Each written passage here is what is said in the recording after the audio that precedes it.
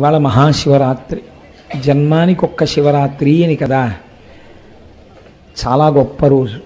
ఇవాళ అర్ధరాత్రి 12 గంటలు చీకటి బాగా దట్టంగా ఉన్న వేళ జ్యోతిర్లింగం ఆవిర్భవించింది.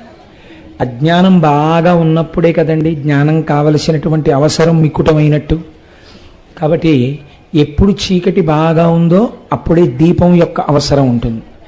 బాగా చీకటిగా ఉండి అర్ధరాత్రి వేళ అనగా అజ్ఞానము హద్దులు లేకుండా పెరిగిపోయి ఆత్మకి అనాత్మకి భేదం తెలియక కొట్టుకుంటున్నటువంటి సమయంలో పరమేశ్వరుడే జ్యోతిర్లింగ స్వరూపుడై ఆవిర్భవించి మనకు ఆయన్ని చేరవలసినటువంటి మార్గాన్ని, ఇహమునందు మనకి కోరికలు తీరవలసినటువంటి మార్గాన్ని ఏకకాలమునందు ఉపదేశం చేశాడు.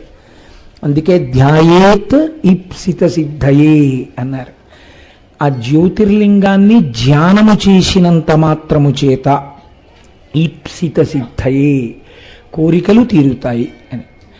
అటువంటి జ్యోతిర్లింగాన్ని రాత్రి 12 గంటలకి మనం దర్శనం చేయవలసి ఉంటుంది. మనం సాధారణంగా ఈ జ్యోతి రూప దర్శనం అనేటటువంటిది ధ్యానమునందు మహాశివరాత్రి నాడు చేయాలి. ప్రకటముగా కార్తీక పౌర్ణమి నాడు కార్తీక దీపమని, తిరువణ్ణామలైలో అయితే కొండ మీద ఏకంగా దీపోత్సవం అని చాలా అద్భుతంగా నిర్వహణ చేస్తారు. అయితే మహానుభావుడు, నడిచే దేవుడు పరమాచార్య చంద్రశేఖర పరమాచార్య స్వామి వారు ఒక మాట చెప్తుండేవారు. కేవలముగా దీపోత్సవము నాడు ఒక దీపాన్ని చూడడం కానీ, అర్ధరాత్రి శివరాత్రి నాడు ధ్యానము చేయలేనటువంటి వారు, అనగా జ్యోతిర్లింగము యొక్క ప్రాశస్త్యమును ఇక్కడ గుర్తించి లోపల ధ్యానము చేయలేకపోతే త్రయంబకుడనైనా పర్వాలేదు, దామోదరుణ్ణైనా పర్వాలేదు, మీకు నామరూపాలుగా భేదం ఉందేమో కానీ తత్వత భేదమేం లేదు. ఆ దీపశిఖలోకి, ఆ జ్యోతిలోకి ఆవాహన చేసి, అనగా ఆయనే పరంజ్యోతిగా ఉన్నాడు అని భావన చేసి, ఆ దీపం వెలుగుతున్నప్పుడు ఎంతమంది ఆ దీపం వంక చూస్తారో, దీపపు వెలుతురు వాళ్ళ కంటిని ఆకర్షిస్తుందో, అప్పుడు వారు ఒక మాట చెప్పాలి. కార్తీక పౌర్ణమి నాడు ఇంట్లో దీపం వెలిగించినా సరే కేవలం దీపం పెట్టి విడిచిపెట్టడం కాదు.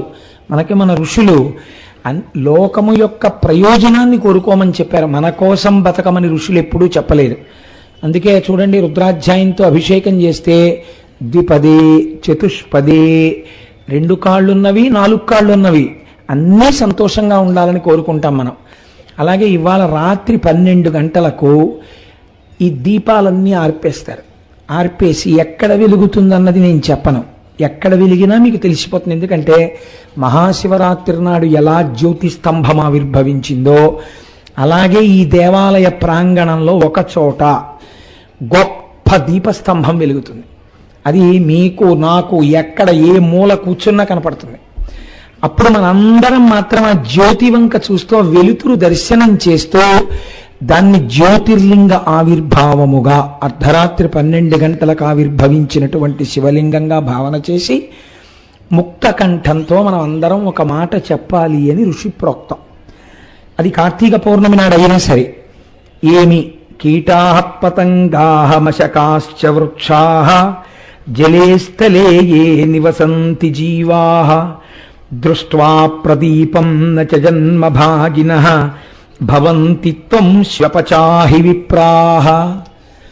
అంటే ఎవరు ఈ దీపమును చూస్తున్నారో, ఈ దీపము యొక్క కాంతి ఎంత దూరము పడుతోందో, ఆ కాంతిలో ఉన్నటువంటి జీవులు ఏవైనా కావచ్చు. అవి కీటాః, పురుగులవచ్చు, పతంగాః, రెక్కలతో ఎగిరేటటువంటి దీపపు పురుగులు కానీ పక్షులు కానీ, మశకాశ్చ, ఈగలు దోమలు, వృక్షాః, ఆ వెలుతురు చెట్ల మీద పడింది, ఆ చెట్లు, జలే స్థలే ఏ నివసంతి జీవాః, అక్కడికి దగ్గరలో నీరు ఉండొచ్చు, నీటిలో కొన్ని ఉండొచ్చు, భూమి మీద కొన్ని ఉండొచ్చు.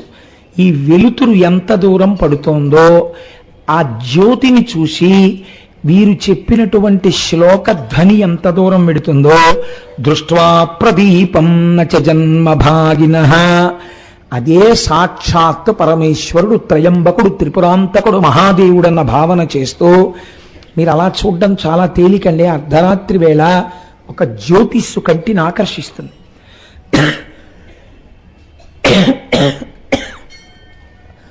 తొందరగా మనస్సు నిలబడుతుంది. కాబట్టి అటువంటి జ్యోతి స్వరూపాన్ని చూసి నమస్కరిస్తూ దృష్ట్వా ప్రదీపం నచ జన్మభాగినః, ఎవరైతే అలా దీపాన్ని చూసి నమస్కరించి శ్లోకాన్ని చెప్తున్నారో వాళ్ళకి నచ జన్మభాగినః, వారికి ఇక జన్మ లేదు. అంటే ఆ భక్తితో కూడిన దర్శనము జ్ఞానావిర్భావమునకు హేతువై ఆ జ్ఞానము చేత మళ్లీ పుట్టవలసిన అవసరము లేకుండా పునరావృత్తి రహిత శాశ్వత శివ సాయుధ్య స్థితిని ఇప్పించగలిగినటువంటి ఒక చిన్న పని చాలా పెద్ద ప్రయోజనాన్ని ఇప్పించగలిగినటువంటి గొప్ప నైమిత్తిక తిథి మహాశివరాత్రి. మహాశివరాత్రి అర్ధరాత్రి మనం అలా దర్శనం చేసేంత వరకు ఏం చేస్తుండాలి మనం అంటే చెప్తాం ఈ శ్లోకం. మరి మిగిలిన ప్రాణులు అందుకే చెప్పారు, అవి చెప్పక్కర్లేదు. ఆ వెలుతురు పడితే చాలా, వెలుతురు పడినంతలో ఏ ఉన్నాయో వాటికి కూడా అంత గొప్ప జన్మ వస్తుంది. కనుక భవంతిత్వం శ్వపచాహి విప్రాహ, శ్వపచులు కూడా విప్రులవుతారు దాన్ని చూసినటువంటి వారు, ఈ శ్లోకమును చెప్పినవారు. కాబట్టి రాత్రి 12 గంటలకి లింగోద్భవ వేళ వరకు ఉండి లింగోద్భవం అయిన తర్వాత అభిషేకం జరుగుతుంది స్వామికి. ఆ అభిషేకం జరిగిన తర్వాత మనం గృహాభిముఖులం అవుతాం. ఈ లోపల ఏం చెయ్యాలి? రోజు ఏం చేస్తారో చేయకుండా ఉండాలి. రోజు ఏం చేస్తారు? నిద్రపోతారు. ఇవాళ ఏం చేయాలి? నిద్రపోకుండా ఉండాలి. నిద్రపోకుండా ఉండడం జాగరణం అవుతుందా? అలా అయితే ఏదో పని చేసి నిద్రపోకుండా ఉండొచ్చు, అది జాగరణం కాదు. జాగరణం అనగా ప్రతిరోజు చీకటి పడిన తర్వాత బాగా మనని ఆవేశించేటటువంటి రాక్షస ప్రవృత్తులే ఉంటాయో, కామక్రోధశ్చ లోభశ్చ దేహే తిష్టంతి తస్కరాః జ్ఞానరత్నాపహారాయ తస్మాత్ జాగ్రత్త జాగ్రత్త అంటారు శంకరులు. అవి మనస్సుని పట్టకుండా మనస్సుని ఈశ్వరాభిముఖం చెయ్యాలి. అలా నామం చెప్తూ ఉండండి అన్నాం అనుకోండి, నామం చెప్తూ కునుకుపాట్లు వస్తుంది. రోజు అలవాటు అయిపోయింది, పుట్టినప్పటి నుంచి అది ఉపాధికి అలవాటు పడుకుంటుంది. కాబట్టి ఇప్పుడు మనస్సు నిలబెట్టాలి. మనస్సు నిలబడడానికి శరీరము సహకరించాలి. కాబట్టి అత్యంత ఇష్టమైన విషయాన్నే భగవత్ సంబంధంగా మార్చాలి ఇవాళ. కాబట్టి ఇప్పుడు నేను వేదిక దిగిపోయిన తర్వాత, అంటే ఉపన్యాసం చెప్పవా అనుకోకండి, ఉపన్యాసం అయిపోయాక వేదిక దిగిపోగానే మీరెవ్వరూ లేచిపోకండి. అత్యద్భుతమైన కార్యక్రమం ఇవాళ రేపు మనది కాని ఒక సంప్రదాయంలో కొట్టుకుపోతూ అవే టీవీలు చూసినా అవే ఎక్కడ చూసినా అది తప్ప మనకి ఇంకో సంస్కారం లేనట్టుగా రోజులు వెళ్ళిపోతున్నాయి. కాబట్టి ఒక కొత్త ప్రక్రియ శివరాత్రి నాడు ప్రారంభించాలని అనుకున్నాం. ఇవాళ చిన్న చిన్న పిల్లలు ఆ వేదిక మీద కూర్చుంటారు, 2-3 టీమ్స్గా. వాళ్ళు అంతాక్షరి చేస్తారు. కానీ ఎలా ఉంటుందో తెలుసా అండి? ఒక్క భగవత్ సంబంధమైన కీర్తనలు మాత్రమే వాగ్గేయకారులవి. ఏ అక్షరం దగ్గర ఆపితే ఆ అక్షరం నుంచి వాగ్గేయకారుల యొక్క కీర్తనలు పాడాలి. అలా ఏ టీం అన్నా పాడలేకపోతే వాళ్ళకి మార్క్ ఉండదు. అది కొంతసేపు ఆ కార్యక్రమం జరుగుతుంది. తర్వాత మీరు నేను కూడా పొంగిపోవలసిన విషయం చూడండి. ఇప్పుడు వచ్చినటువంటి ఆ పిల్లవాడు అమెరికా నుంచి వచ్చాడు. అమెరికా నుంచి వచ్చి ఒంట్లో బాగుండకపోయినా ఉపన్యాసం వినడానికి వచ్చి పూలదండ వేసి 2 చెవులు పట్టుకొని ప్రవర చెప్పాడు. అతను అమెరికాలో ఉంటూ సంధ్యావందనం చేసుకొని ప్రతిరోజు ప్రవర చెప్పుకునే అలవాటు ఉన్నటువంటి కుటుంబం. అలాగే ఒక పిల్ల డాక్టర్ చదివి ఆశ్చర్యం ఏమిటంటే అమెరికాలో ఎంబీబీఎస్ పూర్తి చేసుకుని ఎండి సీట్ వచ్చింది ఆ అమ్మాయికి. రేపో మాపో అమెరికాలో పోస్ట్ గ్రాడ్యుయేషన్ చేసుకోవడానికి మళ్ళీ వెనక్కి వెళ్ళిపోతుంది. ఆ అమ్మాయి అమెరికా నుంచి వచ్చింది. ఇప్పుడు నాకు దండ వేసిన 2వ వారు ఉన్నారే శ్రీరామచంద్రమూర్తి గారు, వారి మనవరాలు. ఏదో కొద్ది రోజులు తాతగారితో గడపడం కోసం వచ్చింది. నేను ఈ మధ్య కాలంలో ఒక కార్యక్రమం ఒకటి జరిగితే నేను అక్కడికి వెళ్ళవలసి వచ్చింది, కాపవరం. ఆ కార్యక్రమంలో మిట్ట మధ్యాహ్నం 11 గంటలు 12 గంటల వేళ ఆ అమ్మాయి చేసిన భరతనాట్యం చూసి నేను తెల్లబోయాను. నేనే కాదు, చూసిన వాళ్ళందరూ ఆశ్చర్యపోయారు. అంత ఎండలో ఏ స్టేజీ లేకుండా చేసింది ఆ పాప. ముచ్చట పడిపోయి అంత అమెరికాలో ఉంటూ మెడిసిన్ చదువుకుంటూ మనకి ఇంతుంటే అబ్బబ్బబ్బబ్బ ఎంత ఇదో, ఇంగ్లీష్ తప్ప అసలు తెలుగేదని వాళ్ళలా ప్రవర్తిస్తుంటారు మన వాళ్ళు. మీకు తెలుసా అండి, ఆ అమ్మాయి స్వరంతో రుద్రం చెప్తుంది. ఎన్ని నేర్చుకుందో ఆ పాప. పొంగిపోయి ఆ అమ్మాయిని అడిగాం, అమ్మా నువ్వు ఎలాగో భారతదేశం వచ్చావు కదా. అమ్మాయి విశాఖపట్నం వెళ్ళింది. పాపం మన కోసమని ఇవాళ కాకినాడ వచ్చింది. మళ్ళీ ఇవాళ రాత్రి తల్లి ఒక్క 50 నిమిషాలో 45 నిమిషాలో భరతనాట్యం చెయ్యమ్మా అని అడిగాం. అడిగితే ఆ పాప విశాఖపట్నం నుంచి వచ్చింది. ఈ ప్రోగ్రాం అయిపోగానే ఆ పాప భరతనాట్యం చేస్తుంది. తదనంతరం గంధర్వగానం చెయ్యగలిగినటువంటి మహాభక్తురాలు పెద్దాడ సూర్యకుమారి గారు చక్కటి కీర్తనలు చేస్తారు. తదనంతరం శివతాండవం ఉంటుంది. లోకేష్ శర్మ గారు శివతాండవానంతరం 12 అవుతుండగా లైట్లు ఆరిపోయి ప్రాంగణంలో ఎక్కడో జ్యోతిర్లింగం వెలుగుతుంది. అది కదండి జాగరణం అంటే, మనస్సు ఈశ్వరుడి సముఖంలో ఉండడం. జ్యోతిర్లింగం వెలిగిన తర్వాత మళ్ళీ మీ అందరితో నేను ఈ శ్లోకం చెప్పించి నమస్కారం చేయిస్తాను. ఆ శ్లోకం గుర్తుపెట్టుకోండి. చక్కగా ప్రతి కార్తీక పౌర్ణమి నాడు విజ్ఞాపన చేస్తూ ఉండండి ఇంట్లో. అలా మనం ఇవాళ చాలా అందమైనటువంటి జాగరణ చెయ్యబోతున్నాం. ఇక ఇవాల్టి ఉపన్యాసానికి సంబంధించినంత వరకు సాక్షాత్ పరమేశ్వరుడు పార్వతీదేవితో మాట్లాడుతూ ఒకనాడు ఒక మాట అన్నాడు. పార్వతీ, నన్ను ఎందరో స్తోత్రం చేశారు. నన్ను స్తోత్రం చెయ్యని వాళ్ళు లోకంలో ఉండడం అసంభవం కదా. అందరూ స్తోత్రం చేసిన వారే. కానీ ఒక ప్రత్యేకమైన సందర్భంలో నా గురించి ఒక స్తోత్రం జరిగింది. నన్ను కొంతమంది వచ్చి స్తుతి చేశారు. ఆ చేయబడినటువంటి స్తుతిలో ఒక్క శ్లోకం కానీ, ఆ శ్లోకం రాకపోతే అర్ధశ్లోకం కానీ, అర్ధశ్లోకం కూడా రాకపోతే ఒక్క పాదం కానీ, ఒక పాదం కూడా రాకపోతే ఒక్క మాట కానీ, ఒక మాట కూడా రాకపోతే ఆ రోజున అది వినడం కానీ చేసినటువంటి వాళ్ళకి నేను నా అనుగ్రహాన్ని వర్షిస్తానని చెప్పాడు. అటువంటి స్థితిని మహానుభావుడు పోతన గారు వీరభద్ర విజయంలో చెప్పారు ఈ విషయాలు. కాబట్టి ఇవాల్టి రోజున అంత మహోత్కృష్టమైనదేదో శివుణ్ణి ప్రతిరోజు మనం ఏ రూపంతో చూడవచ్చని మనకి వేదం చెప్తోందో ఆ విషయాన్ని మీకు నేను విజ్ఞాపన చెయ్యబోతున్నాను. ఉపోద్ఘాతం కొత్తది, విషయం మీరు విన్నది. కాబట్టి చూడండి, ఒకానొకప్పుడు దేవతలు దానవులు క్షీరసాగర మథనం చేశారు. అమృతోత్పాదనం చెయ్యాలి అని. అమృతాన్ని కానీ సృజించగలిగితే దాన్ని తాగి చిరంజీవులు కావాలని వాళ్ళ కోరిక. కాబట్టి మందర పర్వతాన్ని తీసుకెళ్లి పాలసముద్రంలో దించారు.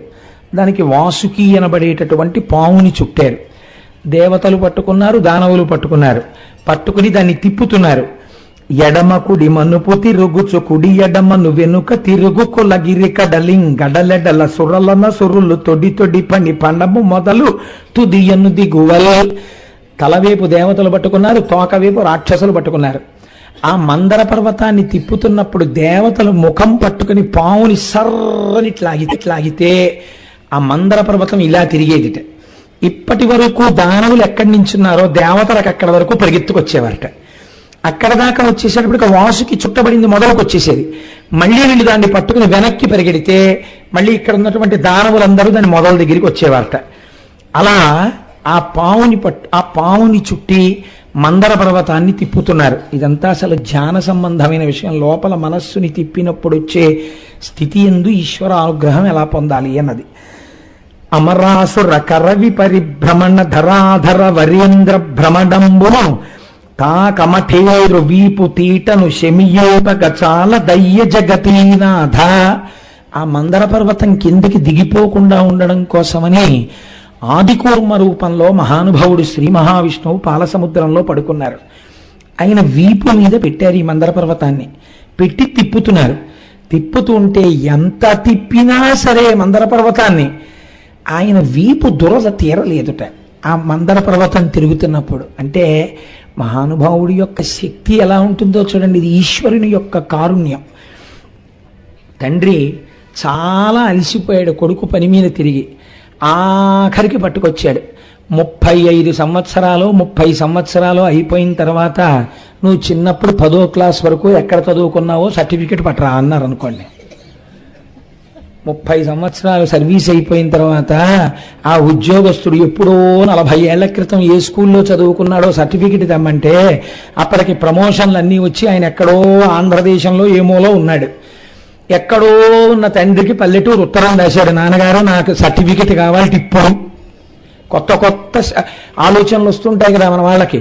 ఇప్పుడు తెమ్మంటున్నారు సర్టిఫికెట్ అంటే, పాపం ఆ తండ్రి రోహిణీ కార్తెలో నెత్తి మీద బట్ట వేసుకుని ఆ స్కూల్కి వెళ్ళి, అయ్యా మా అబ్బాయి 40 ఏళ్ల క్రితం ఇక్కడ చదువుకున్నాడండి, 5వ క్లాస్ నుంచి 10వ క్లాస్ వరకు సర్టిఫికెట్ ఇమ్మంటే, అయ్యా కిందటి ఏడాది రికార్డే దొరకట్లేదు, ఉంచడానికి ఆల్మేరాలు ఉండవు, పైన రూఫ్ ఉండదు, 40 ఏళ్ల క్రితం మీ అబ్బాయి చదువుకుంటే సర్టిఫికెటా ఎక్కడతామంటే, అది ఇవ్వకపోతే జీతం ఇవ్వటండి, అందుకు ఇప్పించండి మహాప్రభు కాళ్ళ వేళ్ళ పడితే, ఆఖరికి ఎలాగో అలా ఈయన తిరగ్గా పాపం ఈ ముసలాయన బాధపడ్డాక ఒక్కరోజు స్పెషల్ క్యాజువల్ లీవ్ దానికి, అప్పుడు ఆ సర్టిఫికెట్ ఇస్తే అది పట్టుకుని తండ్రి గారు పరిగెత్తుకెళ్ళి, అమ్మయ్య నాన్న ఇదిగోరా సర్టిఫికెట్ తెచ్చానంటే, నాన్నగారు దీనికోసం మీరు ఎంత శ్రమ పడ్డారో నాన్నగారు అంటే, తండ్రి అంటాడు, శ్రమే ఉందిరా, డాక్టర్ గారు ఎలాగో కొంచెం మీరు నడుస్తుంటే మంచిది అన్నారు, దీని పేరు మీద ఏదో 4 మాటలు స్కూల్కి వెళ్ళి రావడం అయిందంటాడు.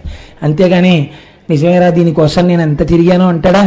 తండ్రి కారుణ్యం అటువంటిది, పిల్లాడిని వచ్చుకుంటాడేమో అబ్బాయి ఏముందిరా అంటాడు. అలా శ్రీ మహావిష్ణువు కూడా అన్నారట, ఆ మందర పర్వతం తిప్పుతుంటే ఆయన వీపు చెక్కుకుపోయిందని వీళ్ళు పొద్దున బెంగెట్టుకుంటారేమో అని, ఒరే మీరు ఎంత తిప్పినా నా వీపు దురద తగ్గలేదురా, తిప్పుకోండి అన్నట్టే. ఎంతటి కారుణ్యమో చూడండి మహానుభావులది.